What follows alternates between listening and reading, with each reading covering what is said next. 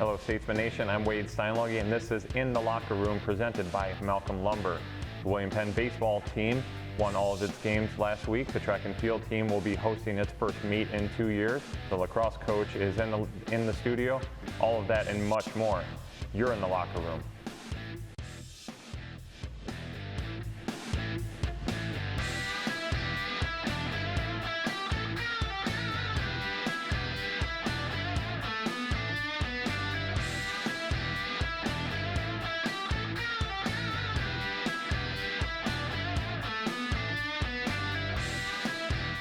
The Statesman baseball squad has been on quite a tear this year in its turnaround campaign and entered last week's 4 Heart of America Athletic Conference games, receiving votes for the first time in 5 years.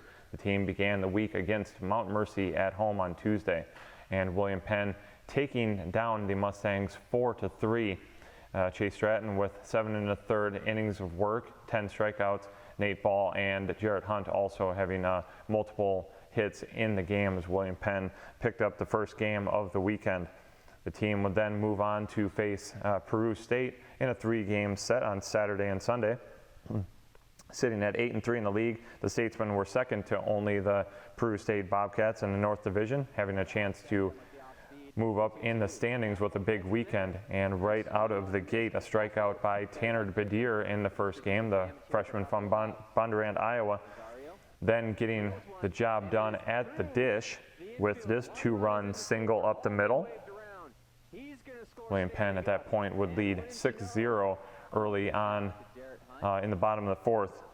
Right after that, Jarrett Hunt coming to the dish, and he singles into right field, adding another tally to the board. And William Penn starting to run away with this one.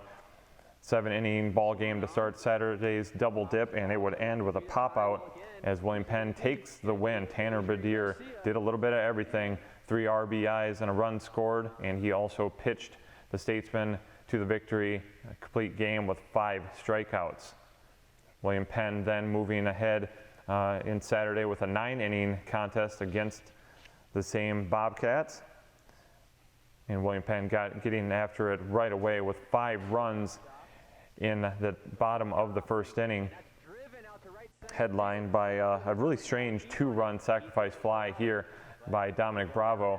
He was going to bring 1 in for sure, but the individual in center field for the Bobcats had trouble, and the second run will also score. William Penn, again, 5 runs in that first inning. Then it was 5-1 in the 4th, and Badir, just as he did in the first game, big hit, RBI double.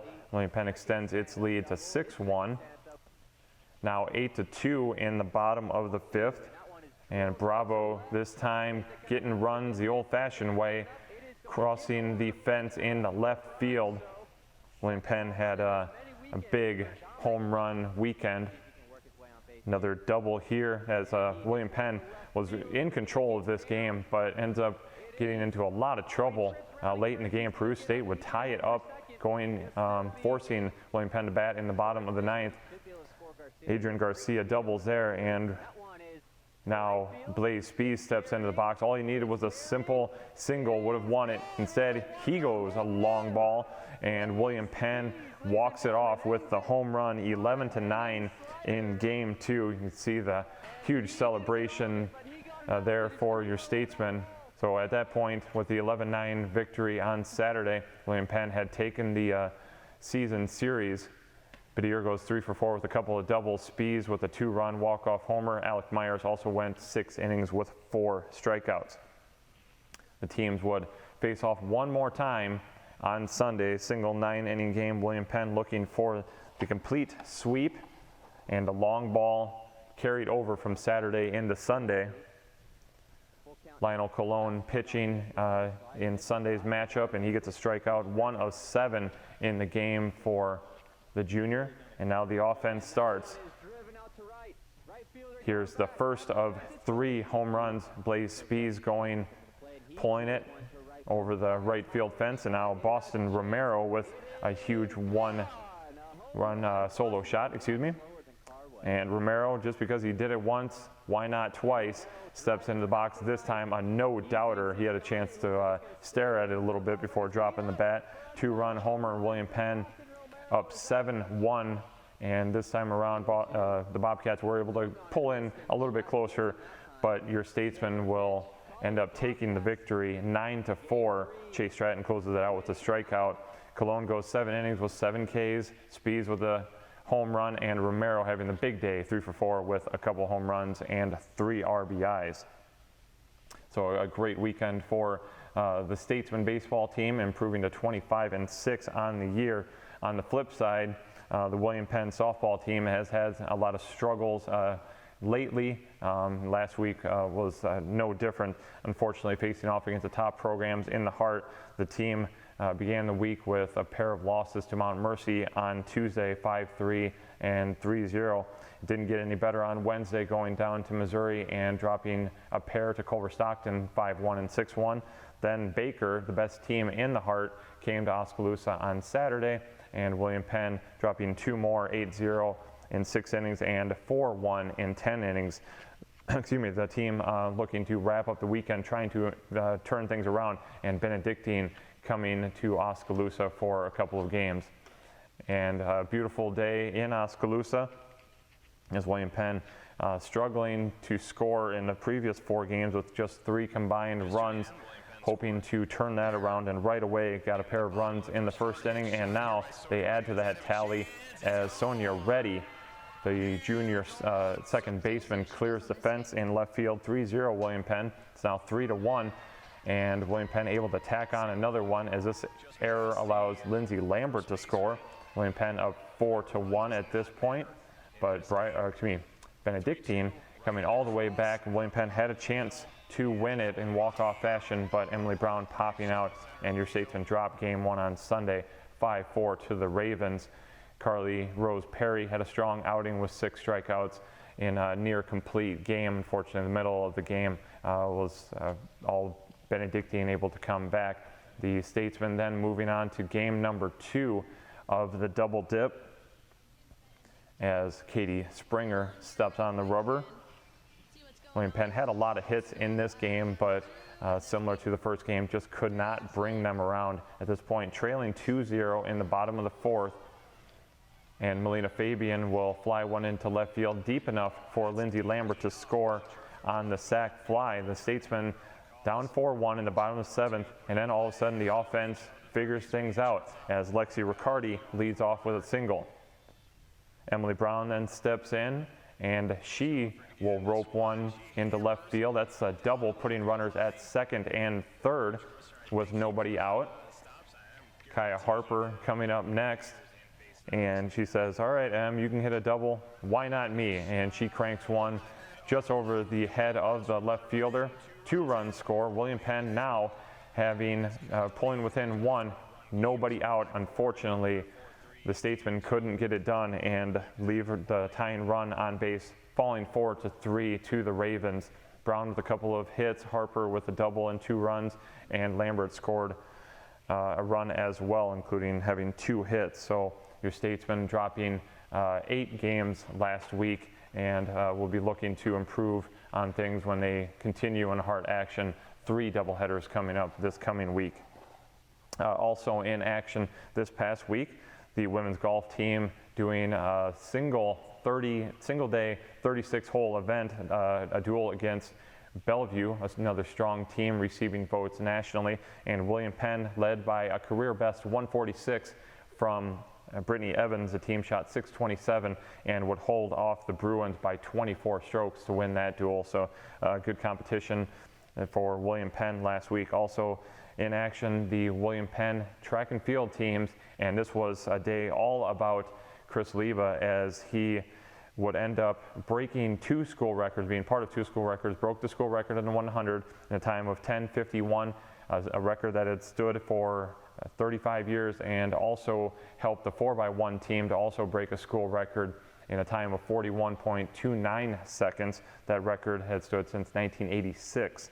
So Leva with 2 school records. Both of them also were broke automatic standards, so he will qualify in a couple of events. Vashi Wabarocha also winning in the high jump in her first competition in the outdoor season. So we'll have had some good and some bad last week. with the Statesmen. When we return, though, we'll see how spring is going to be even more busy next year as head lacrosse coach Luke Christiansen will step into the studio. We'll talk for a few minutes. You're in the locker room. William Penn University provided the opportunities for me to widen my potential after graduation. I loved being involved with the women's golf team and was able to focus my last few years on internships at the YMCA. With all the opportunities at Penn, I hope to one day be working in a stadium for a pro team or doing the business side of sports, which I love. The opportunities are real, your potential is unlimited. Discover your place at William Penn University. You built a castle so that the prince and princess can live happily ever after. You brought the sunshine to shine upon the whole family's future. But when the sun hides behind the clouds, State Farm can help.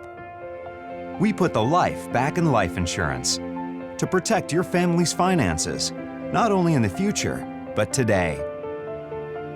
Call your State Farm agent Kelly Style in Oskaloosa today.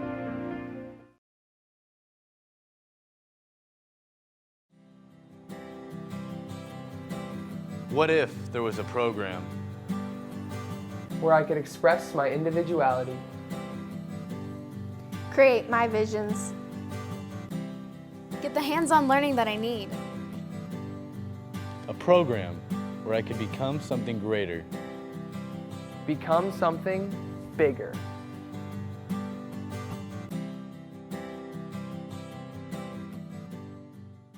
Hello everyone, this is Tyler Van Welden from Malcolm Lumber in Grinnell, Montezuma, and Oskaloosa. Malcolm Lumber is your DIY headquarters and we would love to help you with any projects you want to tackle. Bring us your plans, let our staff help you. We will get you the right materials, the correct tools, and the support you need to make that project come out perfect. And now we have a full-time designer for that new kitchen and bath. Stop in and say hello at any of our 3 store locations or call to make an appointment. Welcome back, Statesman Nation. In 1 year from now, we will be very deep into a brand new sport here at William Penn as the lacrosse team will start its inaugural season next spring. And we have with us the head of the lacrosse programs, Coach Luke Christiansen. So, Coach, appreciate you coming in for a little bit. Glad to be here.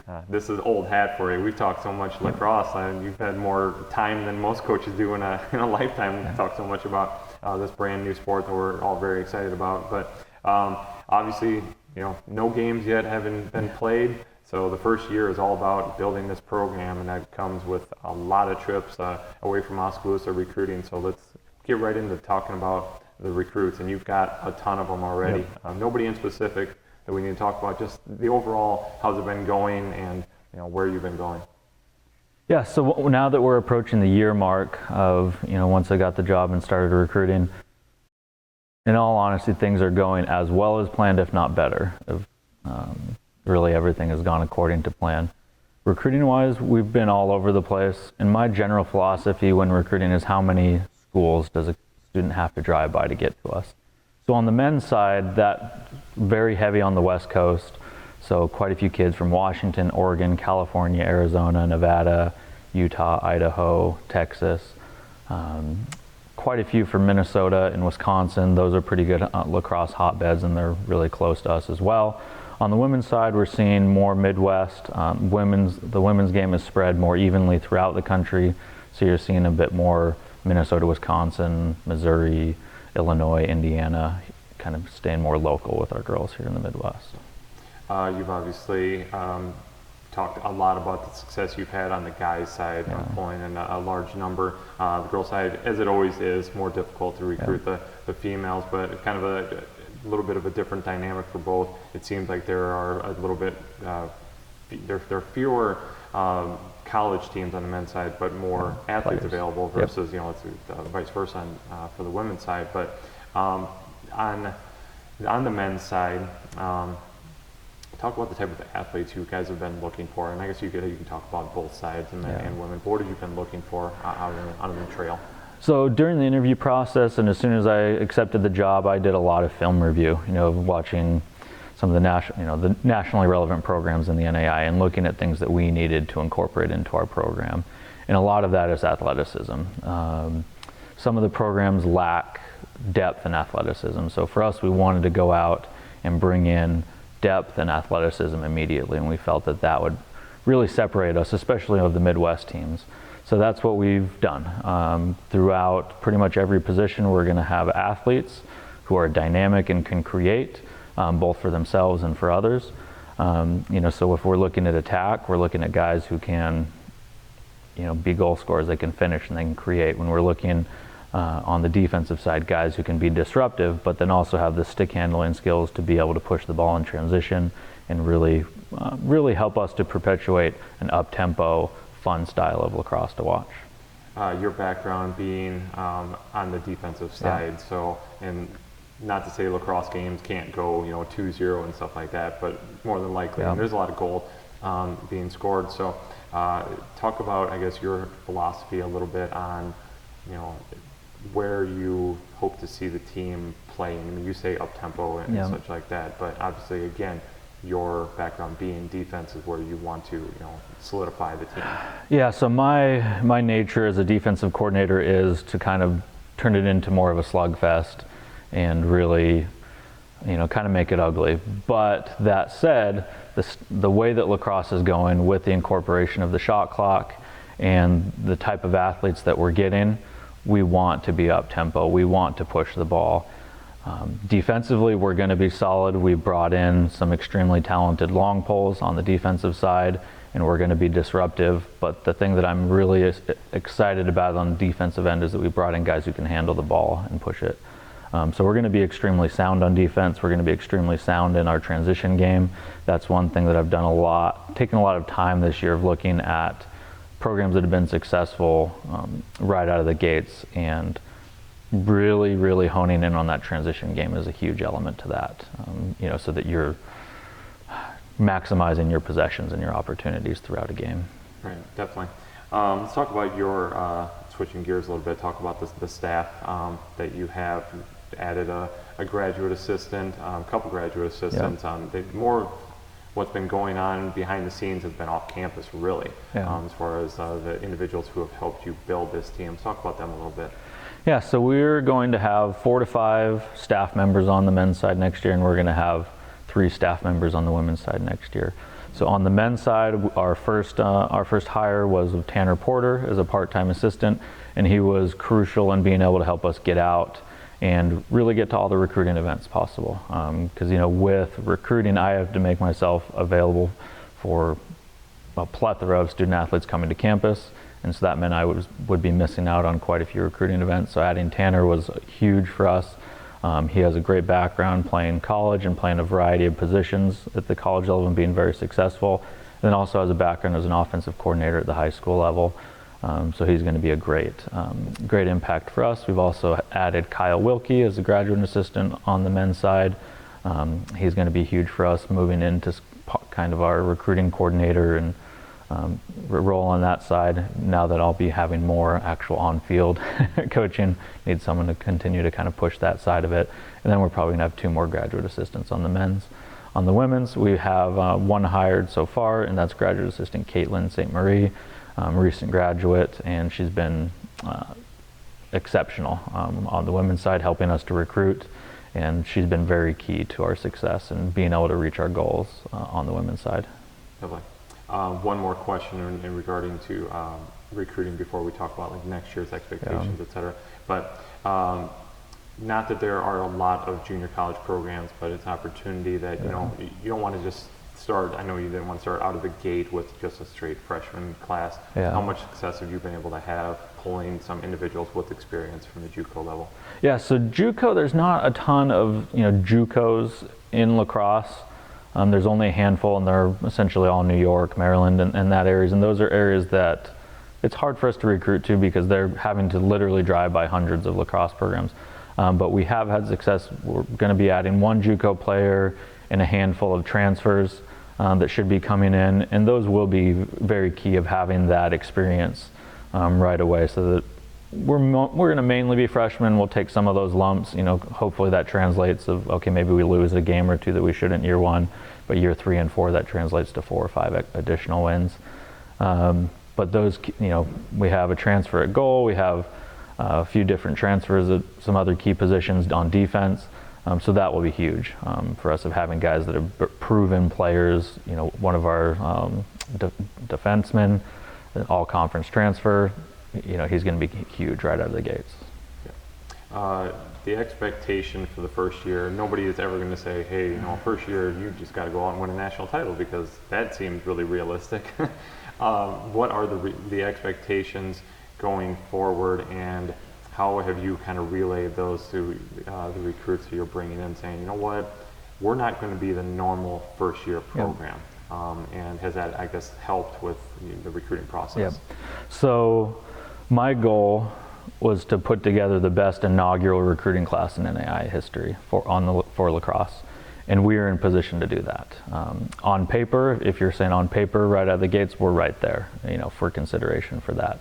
Obviously, now what matters is what we do in the 4 years with them. So what I did is I went through and researched, there have been a lot of lacrosse programs added over the last 10 years. So I went through and looked at programs that have been successful, and others that haven't, so much. And so for me, what's going to determine if we do have the best inaugural class is what's our graduation rate, what's our retention rate, what's that GPA. And then obviously the on-field accolades and the win and losses will follow. That said, there are going to be expectations for our program. It's not going to be a normal startup of where, okay, we're lucky to win a game. And we're not going to shy away from those expectations. And for me, the reason for not shying away from those is our players deserve that. We're bringing in an extremely talented group of players, and now it's on myself and our staff to hold them accountable to reach their potential. What that's going to be, I don't know. But for me, if we're not a nationally relevant program in the first few years, I'll be extremely disappointed. Yeah. All right, Coach. Well, best of luck reaching all of your expectations. We're excited to bring lacrosse into the fold next year. Excited just to see what can possibly happen down the road. So once again, ladies and gentlemen, Coach Luke Christiansen of the lacrosse team. When we return, we will preview next week's games, including, once again, the first track and field meet in the last 2 years here in the locker room. William Penn University provided the opportunities for me to widen my potential after graduation. I loved being involved with the women's golf team and was able to focus my last few years on internships at the YMCA. With all the opportunities at Penn, I hope to one day be working in a stadium for a pro team or doing the business side of sports, which I love. The opportunities are real, your potential is unlimited. Discover your place at William Penn University. You built a castle so that the prince and princess can live happily ever after. You brought the sunshine to shine upon the whole family's future. But when the sun hides behind the clouds, State Farm can help. We put the life back in life insurance to protect your family's finances, not only in the future, but today. Call your State Farm agent Kelly Style in Oskaloosa today.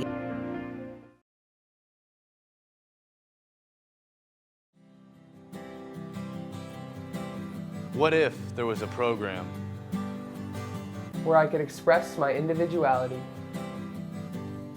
Create my visions. Get the hands-on learning that I need. a program where I could become something greater?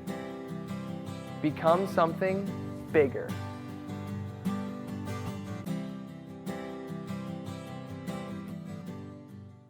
Hello everyone, this is Tyler Van Welden from Malcolm Lumber in Grinnell, Montezuma, and Oskaloosa. Malcolm Lumber is your DIY headquarters and we would love to help you with any projects you want to tackle. Bring us your plans, let our staff help you. We will get you the right materials, the correct tools, and the support you need to make that project come out perfect. And now we have a full-time designer for that new kitchen and bath. Stop in and say hello at any of our 3 store locations or call to make an appointment.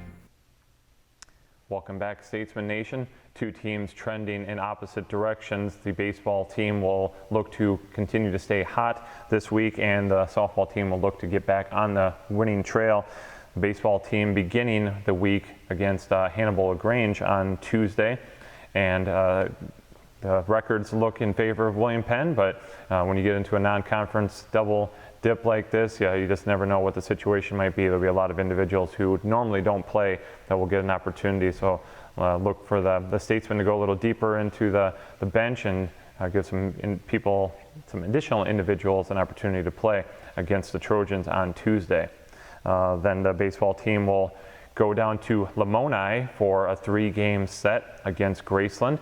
And again, records look in favor of William Penn as the team currently in position to possibly win the whole darn thing. So they'll definitely need to take care of business against the Yellow Jackets in a 3-game set there. On the softball side, William Penn will go to Mount Mercy for a double dip up in Cedar Rapids on Tuesday. William Penn, again, trying to knock off some teams. It's been a little while since the teams won some games. That'll be a tough Mustang team to defeat on Tuesday up in Cedar Rapids. Then on Thursday, Grandview, the rival Vikings will come to town with a 20-5 record, double dip on Thursday. And then finally the week will end for softball going to Peru, Nebraska against the Bobcats. And again, another double header that is on Sunday. Also in action this week will be the women's golf team will be taking on a really strong field at the Susie Maxwell Burning Classic down in Oklahoma City. That will be Monday and Tuesday. The men's golf team also on the links at the Simpson Invitational on Wednesday, and then highlighting the entire week on Saturday, the William Penn track and field teams will be hosting the William Penn Open out at Statesman Stadium. So an opportunity to catch the track and field teams at home for the first time in a couple of years. Should be a lot of excitement on the oval and see how the teams can improve upon what they did last week. So lots of things coming up this week for your Statesman Athletics department.